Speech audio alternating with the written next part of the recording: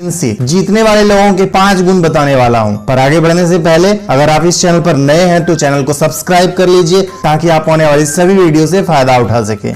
तो बिना किसी देरी की करते हैं काम की बात। Number 1, attitude. हार्वर्ड यूनिवर्सिटी में एक स्टडी के दौरान पता चला कि 85% लोगों को प्रमोशन उनके एटीट्यूड के कारण मिलता है। केवल 15% लोगों को प्रमोशन उनकी नॉलेज और इंटेलिजेंस के कारण मिलता है। आपके एटीट्यूड का आपकी जिंदगी में कितना बड़ा रोल है, यह समझने के लिए मैं आपको एक कहानी सुनाता हूँ। डेविड जब अपने भाई से मिलने गया तो उसे पता चला कि वहाँ पर एक राक्षस की दहशत है। डेविड ने कहा, आप लोग उस राक्षस से लड़ते क्यों नहीं हैं? उसके भाई ने कहा, वो राक्षस इतना बड़ा है कि उसे मारा नहीं जा सकता। डेविड ने जवाब देते हुए कहा कि आप सभी लोग गलत हैं। सच तो यह है कि वह राक्षस इतना बड़ा है कि उस पर लगाया गया एक भी निशाना चूक नहीं सकता। इसके बाद डेविड उस राक्षस से लड़ा और उसने एक गुलेल से उसे मार डाला। यहाँ से आप समझ ही गए होंगे कि आपका एटीट्यूड ही आपको जिंदगी में विनर बनाता है। अगर आप अपनी जिंदगी में मौजूद किसी भी समस्या से बाहर आना चाहते हैं तो उस समस्या के प्रति अपना एक पॉजिटिव एटीट्यूड बनाइए। Next, opportunity grabber.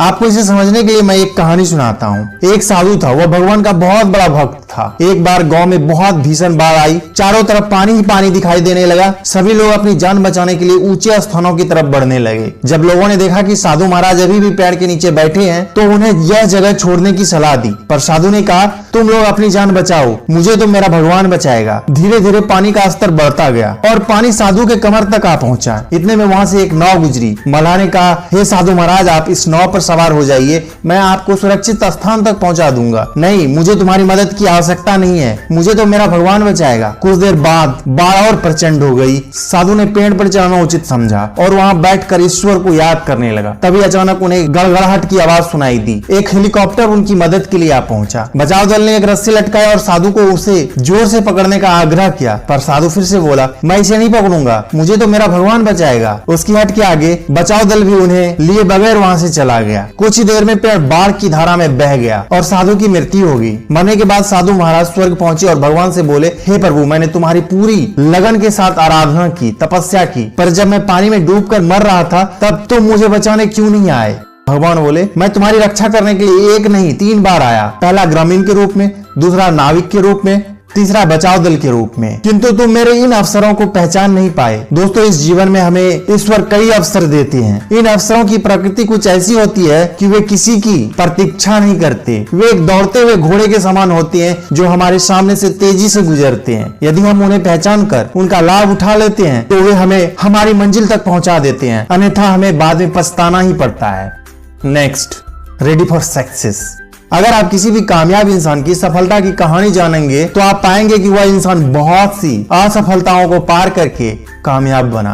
मैं आपको ऐसे इंसान की कहानी सुनाता हूँ जिसने सफल होने से पहले असफलताओं का समंदर पार किया। उस आदमी ने 21 साल की उम्र में व्यापार में असफलता प्राप्त की, 22 साल की उम्र में चुनाव हार गया, 24 साल की उम्र में उसने फिर से व्यापार में असफलता का सामना किया, 26 साल की उम्र में उसकी पत्नी की मृत्यु हो गई, 27 साल की उम्र में उसका मानसिक संतुलन बिगड़ गया, 34 साल की उम्र में वह चुनाव हार गया, 45, 47 और 49 साल की उम्र में उसे चुनाव में हार का सामना करना पड़ा, लेकिन 52 साल की उम्र में वह अमेरिका का राष्ट्रपति चुना गया। उस व्यक्ति का नाम अब्राहम लिंकन था।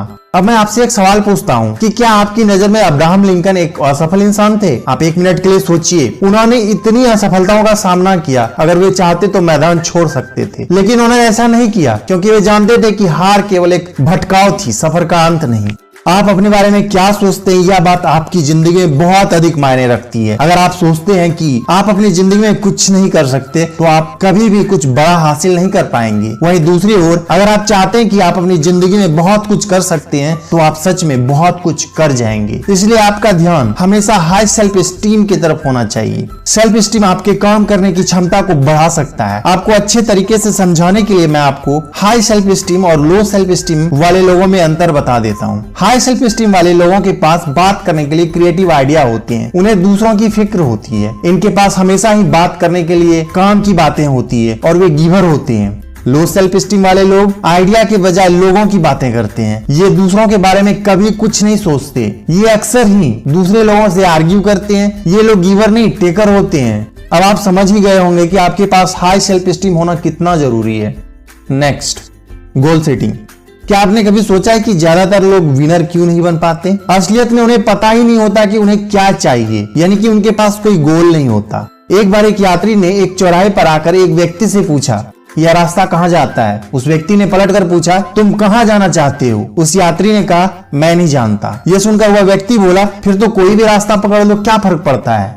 लेखक के अनुसार आपका गोल स्मार्ट होना चाहिए। मैं आपको स्मार्ट का मतलब अच्छे तरीके से समझा देता हूँ। एस फॉर स्पेसिफिक, यानी कि स्पष्ट। फॉर एग्जाम्पल, अगर आप वजन घटाने की सोच रहे हैं तो यह सिर्फ एक इच्छा है। यह गोल तब बनेगा जब आप ये तय कर लेंगे कि आप कितने दिनों में वजन घटाएंगे। एम फॉर मेजरेबल, यानी कि जिसे मापा जा सके।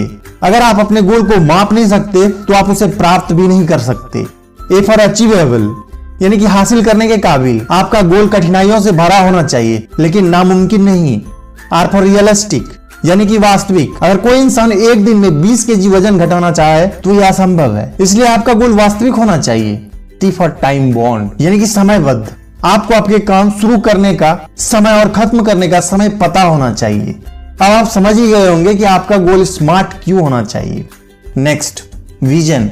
अगर आप दूर की नहीं सोचते तो आप कभी भी सफल नहीं हो सकते। उदाहरण के तौर पर, एक सुबह एक आदमी ने जब अखबार देखा तो न्यूज़पेपर में उसके मरने की खबर गलती से छपी हुई थी। खबर पढ़ने के बाद उसके होश उड़ गए। फिर उसने सोचा कि चलो देखते हैं लोगों ने उसके बारे में क्या कहा। अखबार में लिखा था, डायनामाइट का बादशाह मर गया और वह मौत का सौदागर था। ऐसा इसलिए लिखा था क्योंकि उसने डायनामाइट की खोज की थी। यह पढ़ने के बाद वह सोचने लगा कि क्या उसे इस तरह याद किया जाएगा। उसने खुद से कहा, मैं ऐसा नहीं चाहता कि लोग मुझे इस तरह याद रखे। और उस दिन के बाद उसने शांति के लिए काम करना शुरू कर दिया। उस व्यक्ति का नाम अल्फ्रेड नोबेल था और उसका विजन ही था कि आज उसे नोबेल पुरस्कार के लिए याद किया जाता है। सफल होने के लिए आपको आपकी कीमत पता होनी चाहिए और विजन क्लियर होना चाहिए। दोस्तों, आपको ये वीडियो कैसा लगा हमें कमेंट करके जरूर